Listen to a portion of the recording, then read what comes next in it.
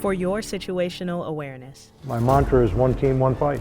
I think we've got a great team. We're part of a bigger team, and we've got a really daunting fight ahead of us. An Air Force podcast bringing you stories of airmen. It's really cool seeing leaders connect with millennials and Generation Z. Their resilience. How has the mission changed since COVID-19? Making sure that our airmen are taken care of, they're being heard. Innovation. Not only has it not slowed us down, it's actually forced us to accelerate further to keep up. And so much more from around the force. Diversity of age and gender and upbringing is just goodness. It's, yeah. From Air Force Production, this is FYSA. In a combat zone, you can't always land a C-130. There aren't many runways in the Antarctic. Even helicopters can sometimes be too big in search and rescue efforts. Could flying cars help in scenarios like these? Purists out there will say these aren't really flying cars unless it's a roadable vehicle, right, which requires a whole different level of certification to drive on the road, and it flies. It's not real flying cars. This is the director of AFWERX, which is an Air Force program meant to foster a culture of innovation within the service. Hello, I am Colonel Nathan Diller.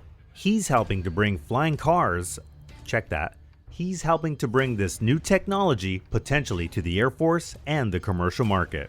There's a lot of different names out there. How you pronounce eVTOL, no one really knows. It's kind of a funny acronym. The Air Force gets accused of using acronyms all the time, but this one just kind of emerged. But bottom line, it is that technology, right? It's that coalescence of electric, vertical takeoff and landing. From Defense Media Activity, I'm Angel Orozco. Thanks for joining this episode of FYSA as we take a look into the already fruit-bearing initiative called Agility Prime. Agility Prime is the first of many envisioned programs that are designed to help propel commercial innovation and air power concepts while establishing a new era of DoD and commercial collaboration. We'll continue our conversation with AFWERX Director Colonel Diller, who's also a senior pilot in the Air Force with over 2,700 flying hours in more than 60 aircraft, but none yet with this newest electric vertical takeoff and landing technology. Have you flown one? No, I have not, but I'm waiting for that chance. Simulator? Lots of simulators. There's some amazing simulators. We'll be releasing opportunities for some of the airmen to start getting into those simulators. Our Air Education Training Command is working on that diligently, our operational testers, developmental testers. So there will be a lot of opportunities for airmen to get in and try these new simplified vehicle operations in the very near term. The very near term couldn't come quick enough for my team and I. A flying car, eVTOLs, Agility Prime. I think that's so awesome. That's my interview partner. Hi, my name is Tech Sergeant Dina Heitzman. And she got to fly the ALIA 250 simulator in Burlington, Vermont, where one of the Air Force commercial partners, Beta Technologies, is based. Oh God. I'm all messed up here. No worries. What happened? No worries. We can land right here as well. Okay. Go ahead and lower that lift lever all the way down. Okay. We're just There you gonna go. Go land on the here. Nice job. Don't worry. The charge pad is hard to get to sometimes. Oh yeah, a lot of fun was had that day.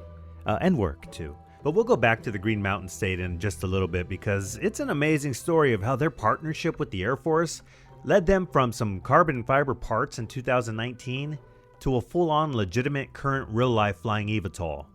And that kind of leads me to a story I told Colonel Diller about my first flying car experience, where as a teenager I launched my '86 Pontiac Grand Am, along with a few friends, into the sky by hitting a dip and a bump at the bottom of Turnbull Canyon in my hometown of Whittier, California.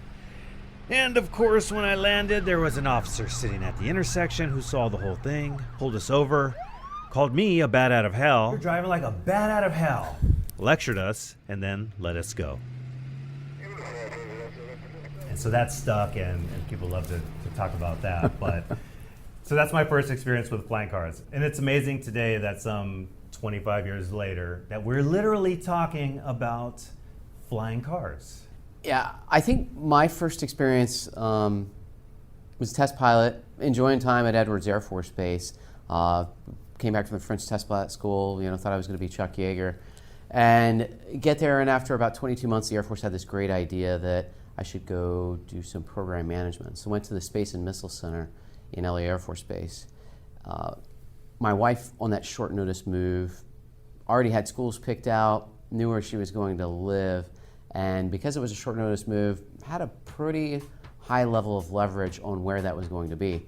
It ended up being in the Pasadena area, and so I was driving down to Los Angeles Air Force Base in traffic and had a lot of time to contemplate life and alternative modes of transportation, and started kind of poking around, and actually had a chance to think about a DARPA project that was able to work with. It was called Transformer, and it was a DARPA project to have this modular approach to attaching jeeps or medical evacuation types of pods to a vertical takeoff and landing aircraft. And I had a chance to work on that actually while I was at Edwards Air Force Base, and thought, wow, that'd be amazing if I had something like that to battle the Los Angeles traffic every day. And started putting a decent bit of thought into that. And so that was really kind of a bit of an evolution of a first experience. I suppose that first experience was really the opportunity to work at DARPA and see that firsthand, and the amazing things that those companies were just thinking about right at that time. As we move forward, let's recap how AFWERX, Agility Prime, and eVTOLs fit together within the Air Force. We'll start with AFWERX, the Air Force's organization to take its airmen and guardian talent and be able to move that talent into a space with partners, like some of the startup companies with great innovations. AFWERX wants to essentially team up to take those innovations to create affordable, accelerated, and agile capability, like Agility Prime. If you break Agility Prime down, at its core, we're looking at an acquisition process. Sorry to disappoint you, but it's not really a letdown because this is the first of many revolutionary new processes to fall under the Prime umbrella, which could later expand into Space Prime and more. We've looked at a few other primes. Clearly, autonomy, the opportunity to put the human in the right place, and to let those mundane tasks be done by a computer much better than certainly I can do them. We cannot afford to lose the competition in autonomy. When we look at digital and digital design, again, the speed that we can start to take human ideas and turn them into hardware and software, that's another area of interest for us. We look at what is happening in the commercial supersonic space under what we've termed as Vector Prime. Potential opportunity there to really do great things for our industrial base in these new types of aircraft, the new types of engines. Really impressive work that's been happening there.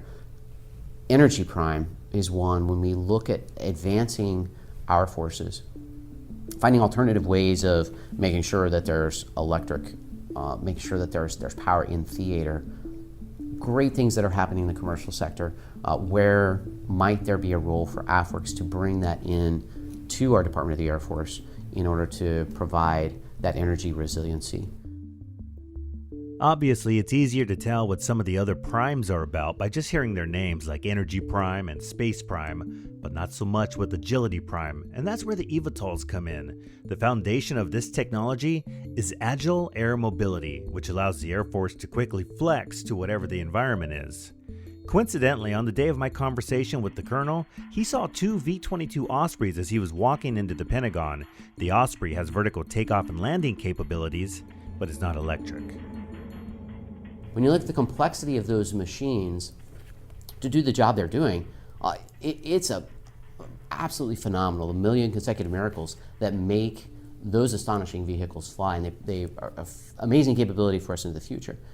Part of the question is, are there ways of simplifying that? And so electric vertical takeoff and landing has potentially some advantages. With electric, I have fewer moving parts mechanically. I have less hydraulic parts, so that reduces, in general, the idea is there's going to be reduced operations and maintenance. With electric, I'm able to control more effectively my acoustic signature, and so the sounds of, in an inner city, being able to change the degree of annoyance that provides. And then the other piece is to simplify vehicle operations.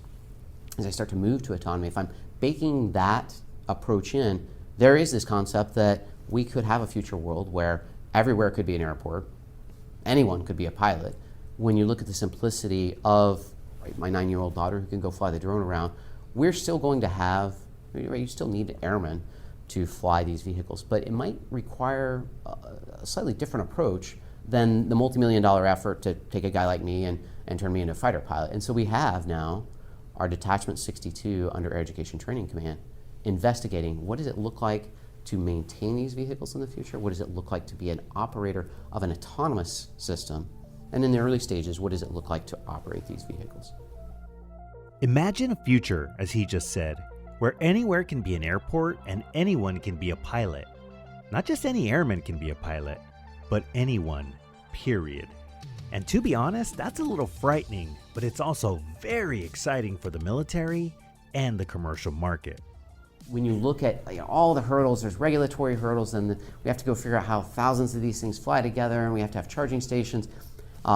While it's been exciting to see the Air Force team come together and the industry team come together, I'm thrilled to see the interagency, the collaborative work with NASA, with the FAA, Department of Energy, think about new approaches to electric.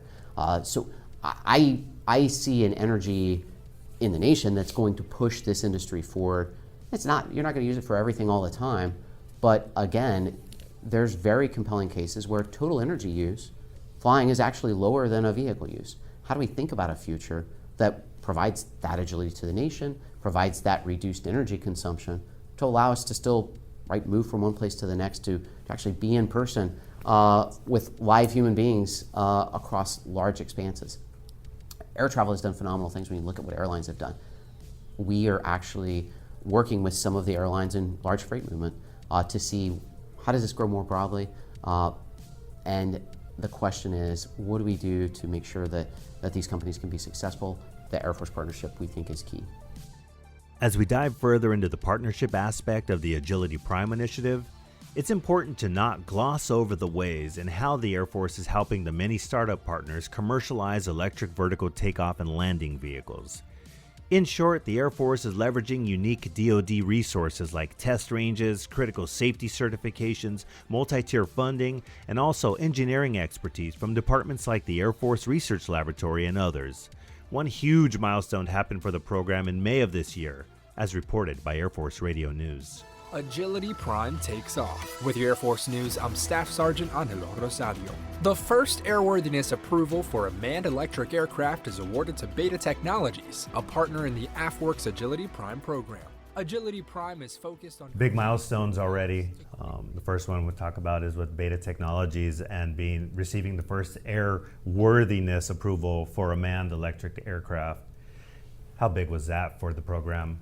Really shows just the degree of innovation that's already happening. So our Air Force Materiel Command, a year ago, we looked at this program and said, we've never flown an electric aircraft before. We've never flown, so this is entirely new for the Air Force, it's entirely new for the federal government, to give a level of credibility to engineering around an entirely new propulsion system. And many said, no, Air Force never be able to move fast enough. And the Air Force Materiel Command, just blew that completely out of the water. Last summer, coming up with, here's the plan that we can do this airworthiness. In December, there's a Wall Street Journal article that came out. Joby had the first overall airworthiness. Shortly after, Lift. Shortly after that, then Beta is we're now saying, yes, this is good enough for a human to fly, and that we're about to announce another one very soon. So it's been phenomenal, the speed that our airmen in the Air Force Materiel Command have been able to look at this technology, look at the technology in a different way. And I think it's an important level as you think about the trust that the general public will eventually have to have in this. Having our expertise as the Air Force, who flies the coolest things in the entire world, looking at this, I think starts to give a level of trust that is going to accelerate this market and ensure that we have safe and secure paths for this democratization of air travel in the future. Since the interview, the second airworthiness approval for a manned electric aircraft has been awarded by the Air Force to AFWERX Agility Prime partner Kitty Hawk, making them the fourth overall partner in less than a year to be awarded airworthiness approval.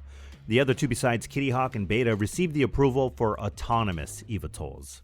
Kitty Hawk, the California-based company whose name is inspired by the birthplace of flight, Kitty Hawk, North Carolina, is now able to move their eVTOL aircraft named Heaviside into the next phase of flight testing.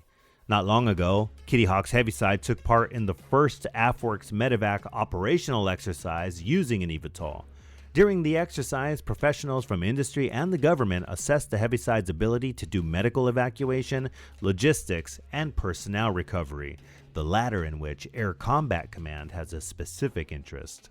Unfortunately, I didn't get to go out there during that actual week of the exercise, but it's exciting to see Air Combat Command is interested in the personnel recovery, phenomenal mission, and really phenomenal innovation among the airmen thinking about that mission of how they might use this.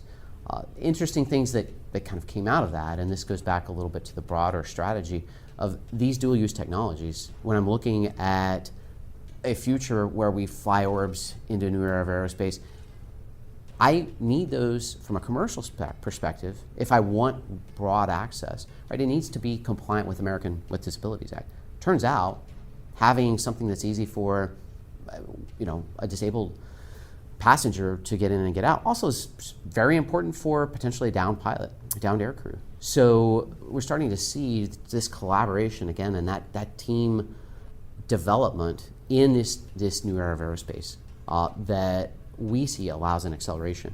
And this was one example of that. We'll continue to do those. We're able to see fully autonomous flights of, push a button and the vehicle goes and flies in a particular pattern. So some pretty notable milestones there. And then bringing in community with Air Education Training Command, our developmental testers, our operational testers, our joint partners. And so it was notable, I think, and allows some opportunity moving forward. You've been listening to Colonel Nathan Diller, Air Force Senior Pilot and Director of AFWERX. I'm your host, Angel Orozco. For your situational awareness, we're talking about electric vertical takeoff and landing vehicles, or eVTOLs. AFWERX notes that the demand for this technology and collaborative effort to hurry it along is greater than ever. They say there cannot be another case like the small drone industry where U.S. adversaries dominated and in turn have gravely undermined U.S. security. Agility Prime is the process in which the Air Force is helping to speed along the eVTOL technology. But as you know, there has to be partners that are willing and capable to take on the challenge with the same fervor as the U.S. Air Force. And, fortunately, there are.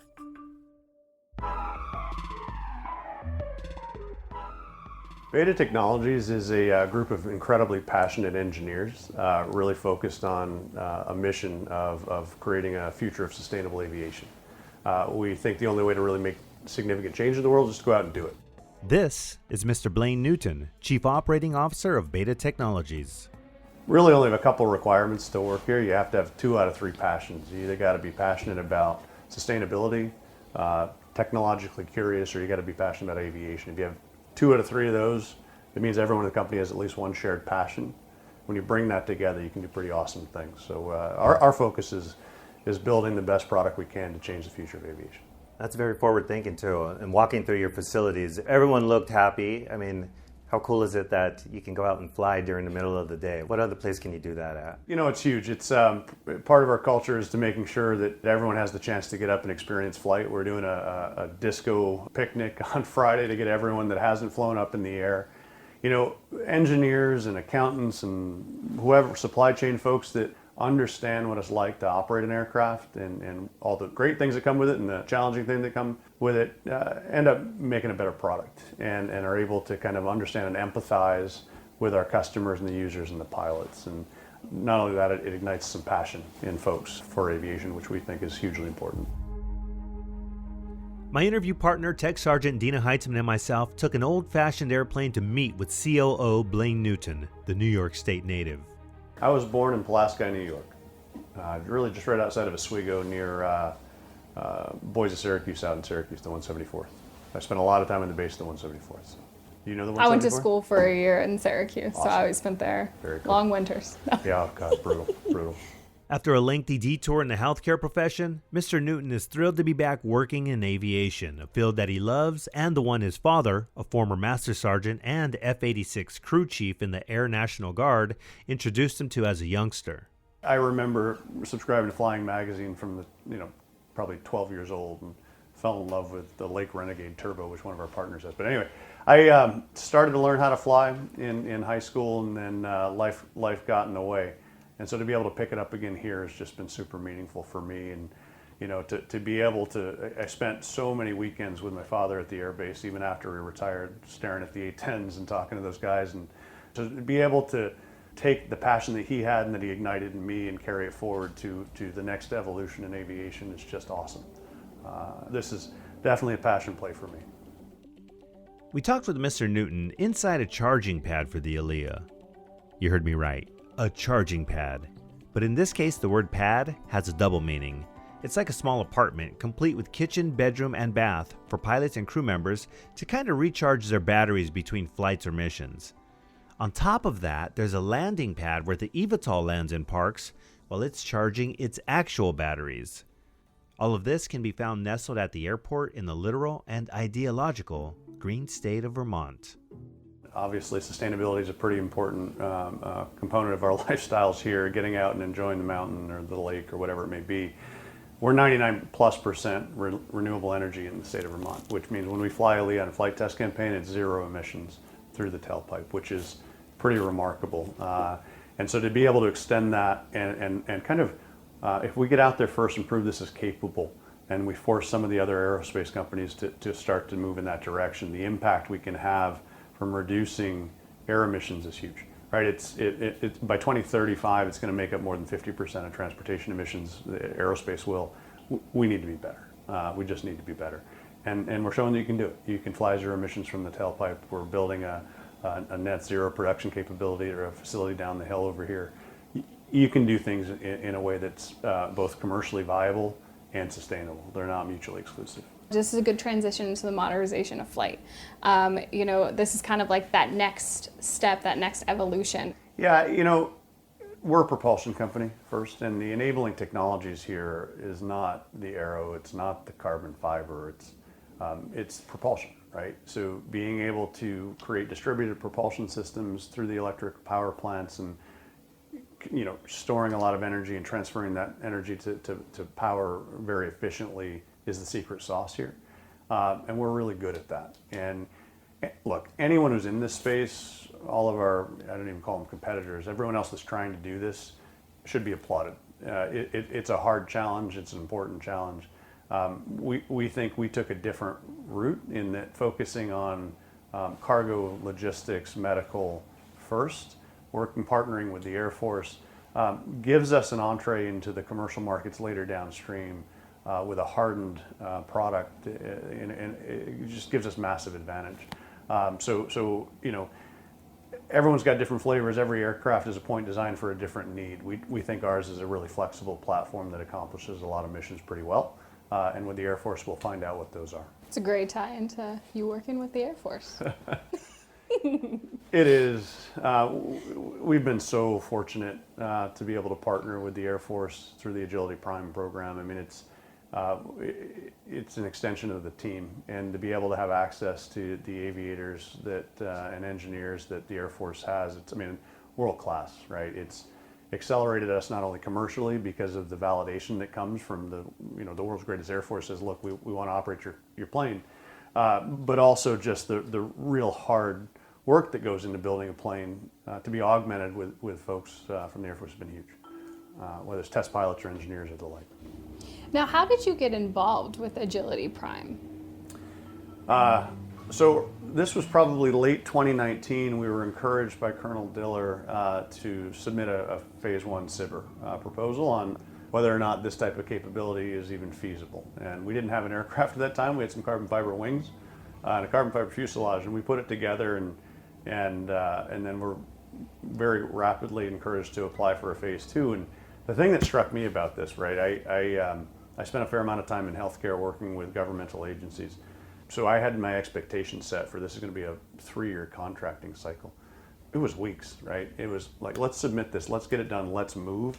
To have a partner in the Air Force that's willing to move as fast as we are as a startup here was just mind-blowing to me. And it's not only has it not slowed us down, it's actually forced us to accelerate further to keep up with what the Air Force wants, which I didn't expect, but it's just a testament to the work that folks at Agility Prime are doing, and it's just so fortunate to be part of it.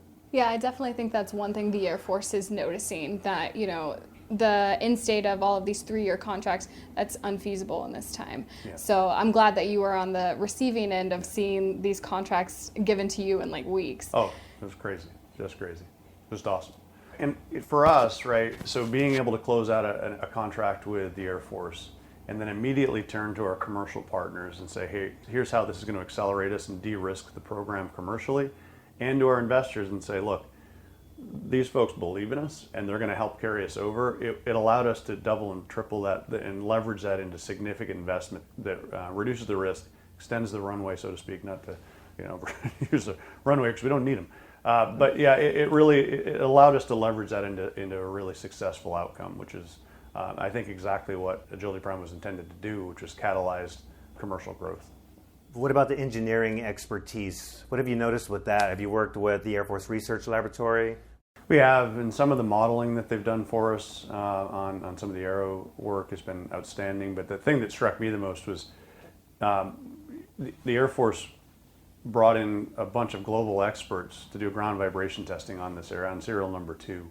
And they set up all the equipment, they brought in all the experts, and for a month they did a full complement ground vibration test, which for a small aerospace startup is kind of unheard of, right? It would have cost us tens of millions of bucks. We would have had to take the aircraft somewhere else.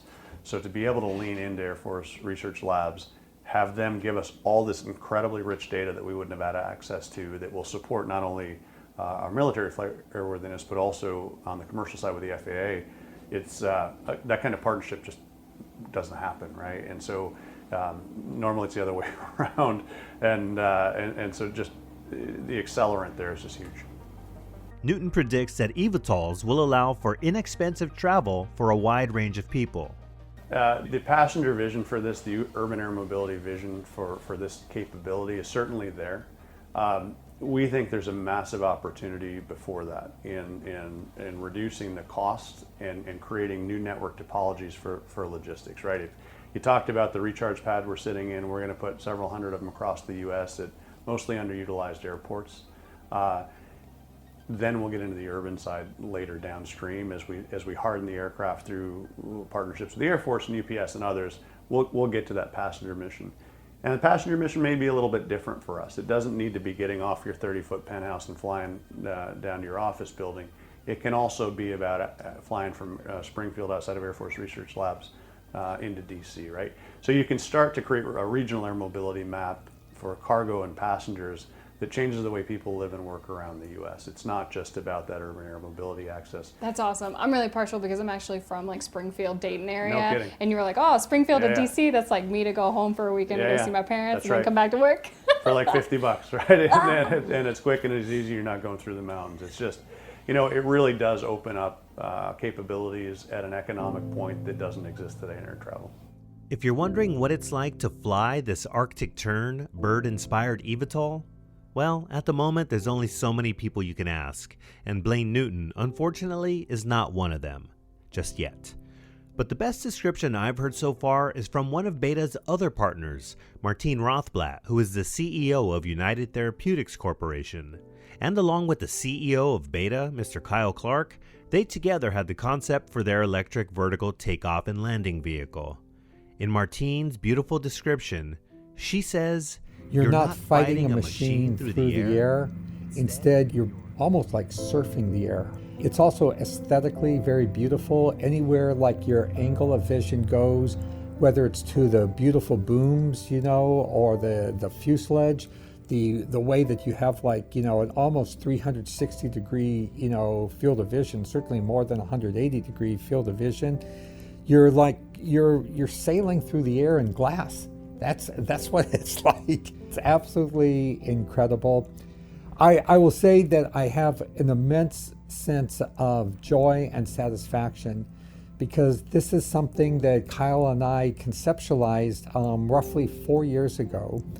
And you could find 1 million people that can come up with ideas like this, but 99.9999999% of them is never going to happen. But here we came up with this idea Kyle sketched it out on an iPad, and the same shape, the same dynamics, the same, aircraft that he had sketched out on an iPad here exists in person, and I'm flying it through the air. I'm banking it, I'm pitching it, I'm climbing, I'm taking off, I'm landing. It's like, can life get any better than this? That you could like have it's like this saying that anything that can be conceived and believed can be achieved. The U.S. is poised to surf the sky, and the Agility Prime is the process that is intended to get us there. Through unique DoD resources, Air Force expertise and innovation, along with commercial collaboration from the Force's hundreds of startups and small business partners, the eVTOL revolution is a reality in reach. As for me, the bat out of hell, I can honestly say I'm looking forward to the day I get to fly another car, but legally this time. The Colonel may not hold the same anticipation for me to fly, but he's definitely excited for airmen to get the chance. The ability to go see the world above, I think it's something that excites most airmen. Right now, it's a very small number of folks that actually wear those wings. So this idea of making every airman a pilot, or giving every airman the opportunity to do what we as an Air Force have been doing and extend that beyond our current fleet. The ability to move through the air has done phenomenal things for the security of our nation. If we can find new ways of doing that, one, it's not just national security capability, but it literally lifts us up and lifts us up as a force. And I think it's that opportunity to democratize air travel for our airmen and for our nation. That's exciting. Thanks to everyone who helped make this episode possible, including Tech Sergeant Dina Heitzman, Beta Technologies, and of course, Colonel Diller. I'm Angel Orozco, and this has been For Your Situational Awareness.